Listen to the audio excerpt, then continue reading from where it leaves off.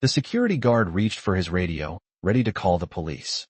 My wife stood there in her gardening clothes, dirt under her fingernails, looking like any other suburban mom who'd been caught doing something she wasn't supposed to. The HOA president crossed her arms with that satisfied smirk people get when they think they've finally caught someone red-handed. 3 neighbors had gathered to watch the drama unfold, whispering behind their hands like this was the most exciting thing to happen on Maple Street all year. But then my wife did something nobody expected.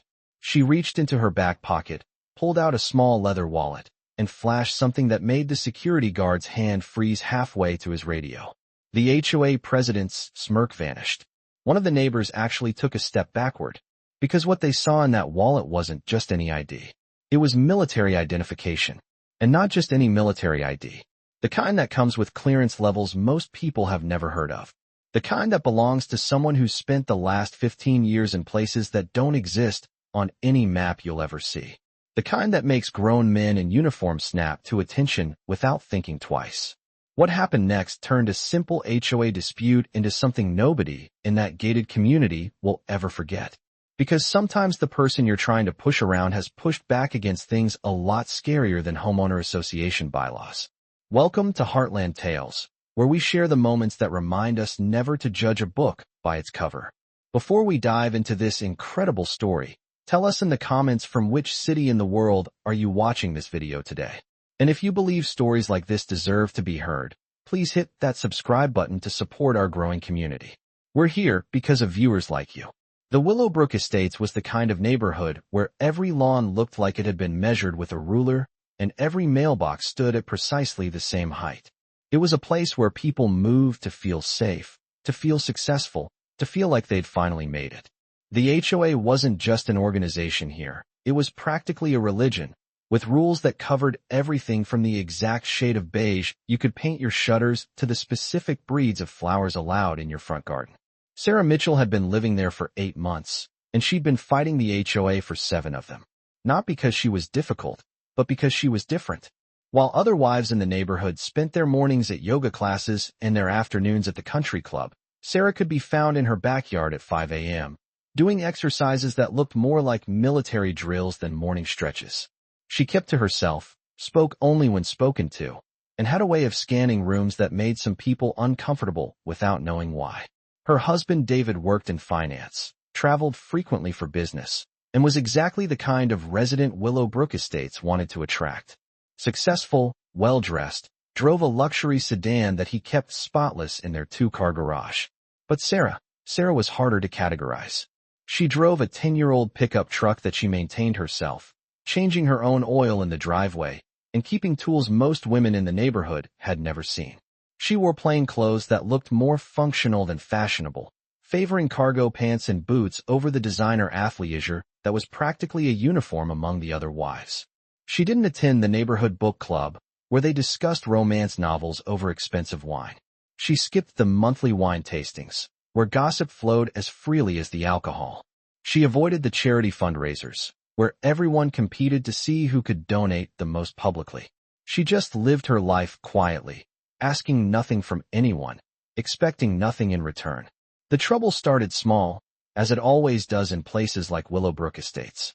A complaint about her truck being parked in the driveway instead of tucked away in the garage like a dirty secret. A notice about the height of her grass being 2 inches above the regulation length, as if those 2 inches might somehow compromise property values. A formal letter about the vegetable garden she'd planted in her backyard, which apparently violated the aesthetic standards of the community because it was productive rather than purely decorative. Sarah had responded to each complaint with polite letters, written in clear, precise language that suggested she'd had experience with bureaucracy before. She explained her position calmly, requested clarification on specific rules, and tried to find reasonable compromises that would satisfy everyone involved. But the HOA wasn't interested in compromise. They were interested in compliance, in uniformity, in making sure everyone fit into the same narrow definition of suburban perfection. Margaret Henderson had been the HOA president for 6 years, and she ran the organization like a military operation, which was deeply ironic given what was about to happen. Margaret was the kind of woman who measured her worth by how well she could control her environment, and Sarah Mitchell was a variable she couldn't control. Margaret didn't like variables. She'd made it her personal mission to bring Sarah into line, one violation notice at a time, one complaint at a time, one bureaucratic battle at a time. The other residents had mixed feelings about the escalating situation. Some thought Margaret was being too harsh, that maybe they should give the new neighbor a chance to adjust to their way of life. But they weren't about to say anything publicly, weren't about to challenge the woman who controlled their property values and their social standing. Others quietly enjoyed the drama, the way it gave them something to talk about over morning coffee, something to speculate about during their evening walks. A few genuinely supported Margaret, believing that rules were rules and everyone should follow them equally, regardless of their personal circumstances. But none of them really knew Sarah.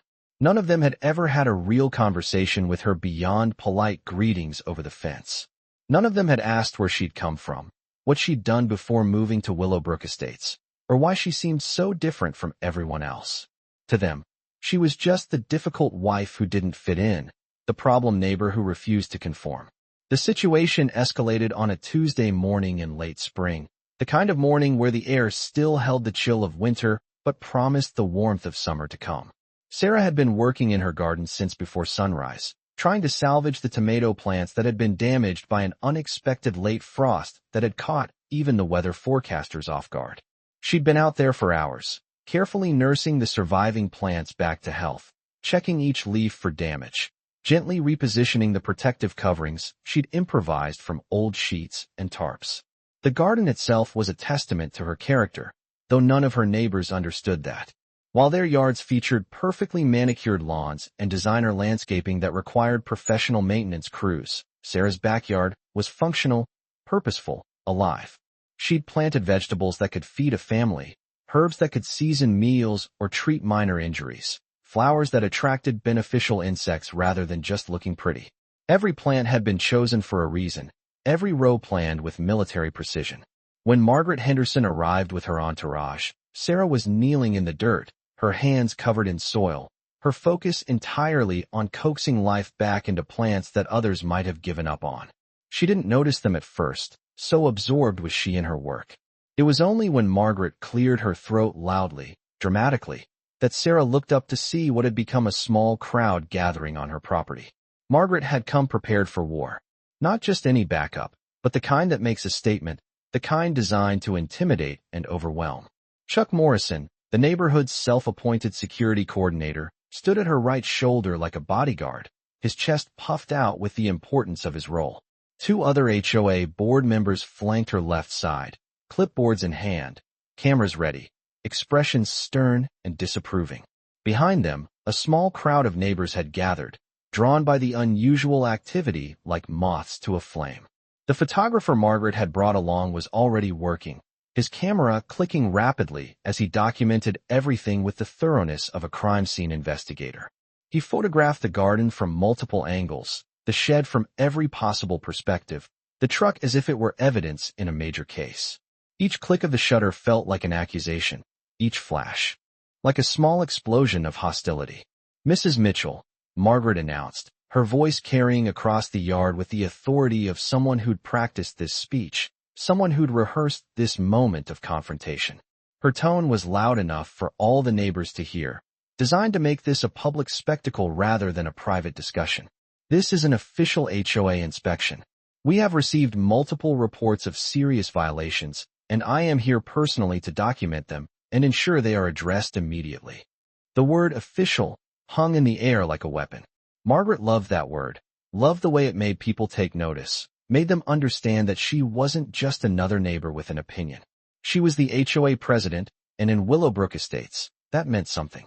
That meant authority, power, the ability to make people's lives difficult if they didn't fall in line. Sarah straightened up from her work slowly, methodically, like someone who had learned long ago that sudden movements could be misinterpreted as threats. Dirt clung to her knees, soil was embedded under her fingernails, and her hair was pulled back in a simple ponytail that had come loose during her morning's work.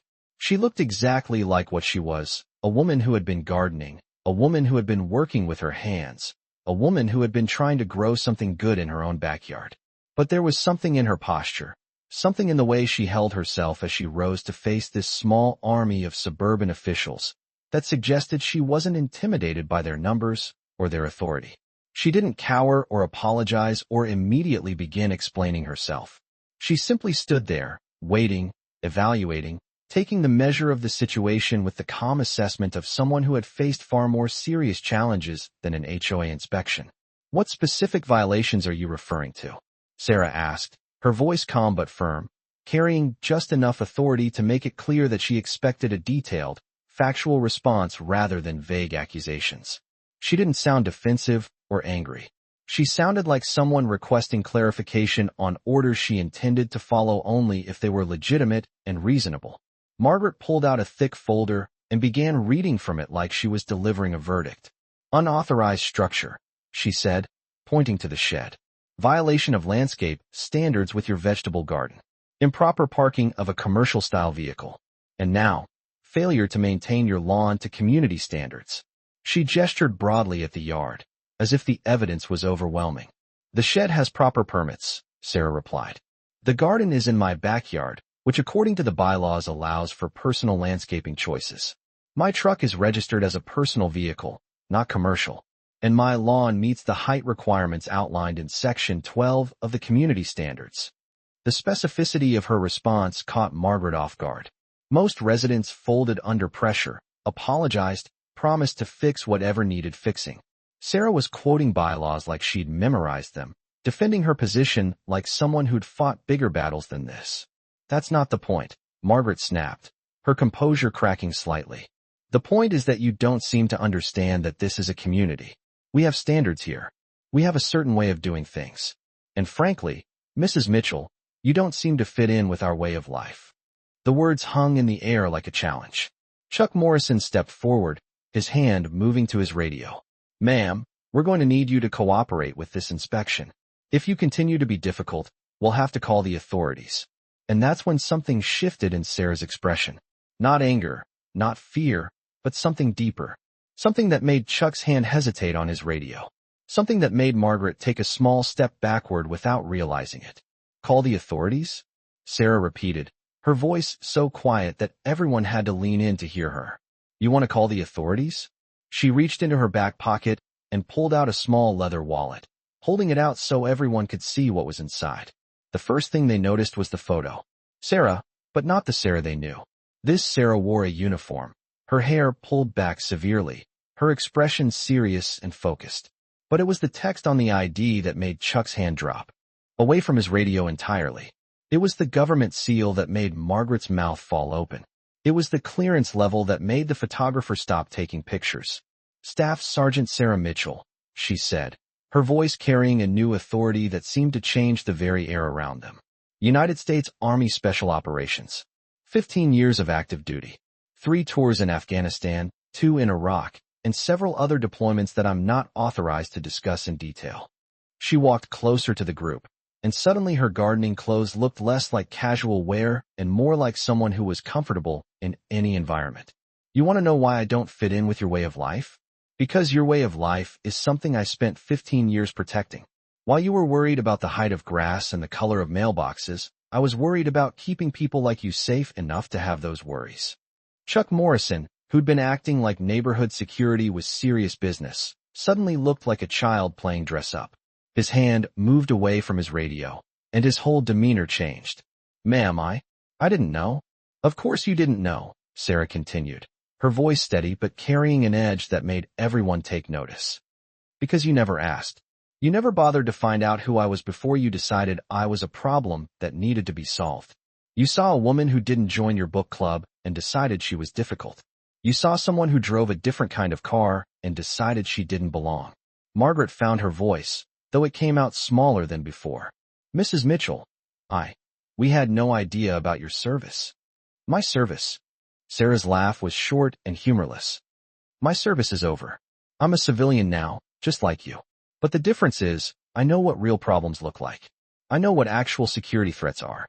And I can tell you with absolute certainty that a woman growing tomatoes in her backyard isn't one of them." She turned to Chuck, who was still staring at the military ID like it might explain everything he'd gotten wrong. "You want to talk about security?" You want to talk about protecting this community? I've neutralized actual threats. I've operated in hostile territory where the wrong decision meant people died. I've been responsible for the safety of soldiers who trusted me with their lives. And you think I'm a threat because I park my truck in my own driveway? The photographer had stopped taking pictures entirely, his camera hanging forgotten around his neck. One of the HOA board members was backing toward the street, clearly wanting to be anywhere else. But Sarah wasn't done. You know what I learned in the military? She continued, her voice growing stronger. I learned that real strength isn't about controlling other people. It's about controlling yourself. Real leadership isn't about making people follow rules. It's about making rules that make sense. And real security isn't about harassing your neighbors. It's about building communities where people feel safe to be themselves. She stepped closer to Margaret, and the HOA president actually flinched. So here's what's going to happen. You're going to take your cameras and your clipboards and your manufactured violations, and you're going to leave my property. And then you're going to go back to your office and think very carefully about whether you want to continue this harassment campaign against a decorated veteran who's asked for nothing more than to be left alone to tend her garden. The silence that followed was deafening. Chuck Morrison was the first to move, removing his security badge and clipping it to his belt rather than wearing it prominently. The photographer packed up his camera without being asked. The HOA board members mumbled apologies and excuses as they retreated toward the street. But Margaret Henderson stood her ground for another moment, her face red with embarrassment and anger. This doesn't change anything, she said, though her voice lacked conviction. Rules are rules, regardless of your background. Sarah looked at her for a long moment, and when she spoke, her voice was almost gentle. Margaret, I'm not asking you to change the rules. I'm asking you to apply them fairly. I'm asking you to treat people like human beings instead of problems to be solved.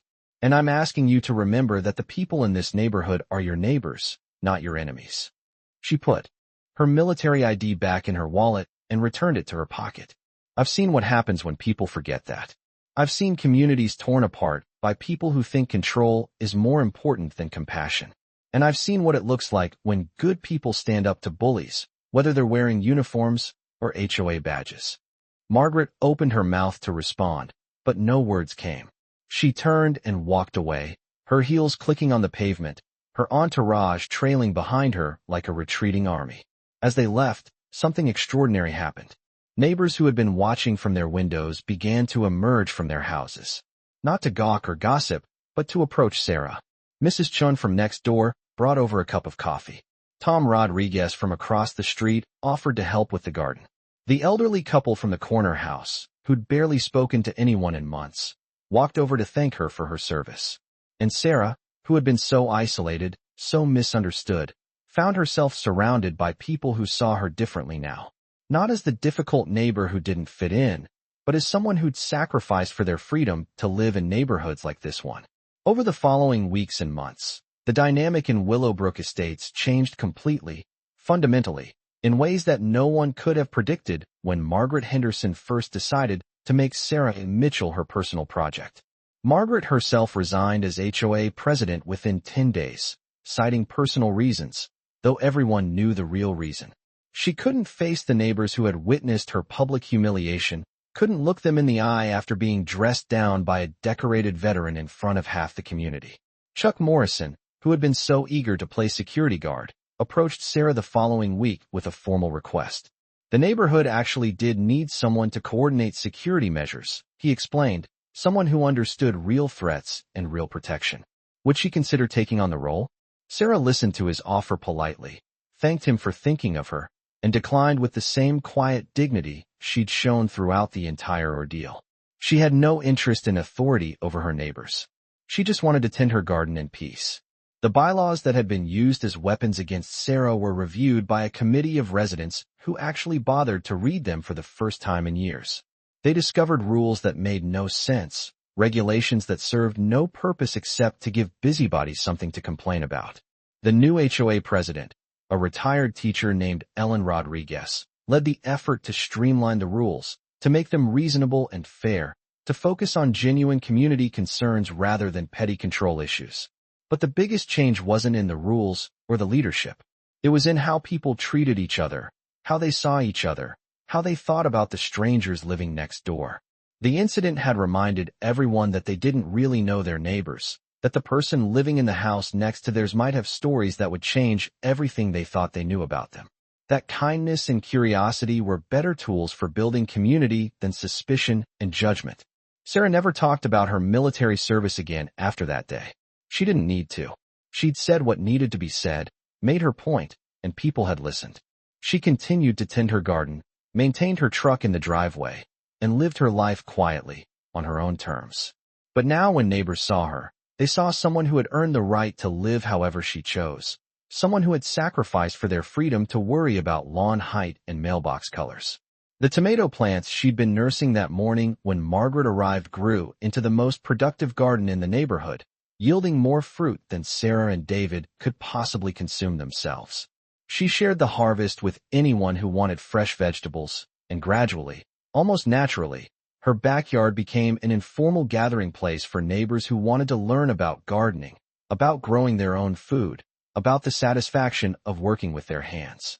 Children in the neighborhood began stopping by to watch her work, fascinated by someone who could coax life from soil, who could turn seeds into food, who could create something beautiful and useful in her own backyard. She taught them about plants and seasons and patience, about the reward that comes from taking care of something day after day, week after week, month after month. Their parents, initially nervous about their children bothering the woman who had caused such a stir, gradually realized that Sarah was exactly the kind of neighbor they wanted their kids to learn from. The incident became a story that people in Willowbrook Estates told for years afterward, a reminder of the day they learned not to judge their neighbors too quickly, not to assume that quiet people have nothing important to say, not to mistake someone's desire for privacy for weakness or antisocial behavior. It became a cautionary tale about the difference between leadership and bullying, between community standards and community spirit. Because sometimes the person you're trying to push around has been places you can't imagine, has done things you'll never have to do, has faced challenges that make your HOA complaints look like the petty grievances they really are. Sometimes the person you're trying to make feel small has earned the right to park their truck wherever they damn well please, to grow vegetables in their backyard, to live their life without answering to people who have never walked in their boots. Sometimes the quiet neighbor who keeps to herself is quiet because she's seen enough noise to last a lifetime, enough conflict to appreciate peace, enough real problems to recognize when someone is manufacturing drama out of nothing. Sometimes the person who doesn't fit in is exactly the person the community needs to remind them what really matters, what's worth fighting for, and what's just petty nonsense that divides people instead of bringing them together. And sometimes, when you try to make someone feel like they don't belong, you discover that they've spent years defending the very freedoms that allow you to live in a place where your biggest worry is whether your neighbor's grass is 2 inches too tall. Sometimes you learn that the person you're harassing has earned the right to be left alone, and that respect isn't something you can demand from others if you're not willing to give it in return. This story was brought to you by Heartland Tales. Before we leave you today, here's our question. Have you ever misjudged someone based on appearances, only to discover they had a story that completely changed your perspective? Tell us in the comments about a time when you learned not to judge a book by its cover, and how that experience changed the way you see people. And if you think stories like this remind us to treat each other with more kindness and respect, hit that subscribe button to support our channel. We're here to share the human experiences that connect us all, and we'll see you in the next one.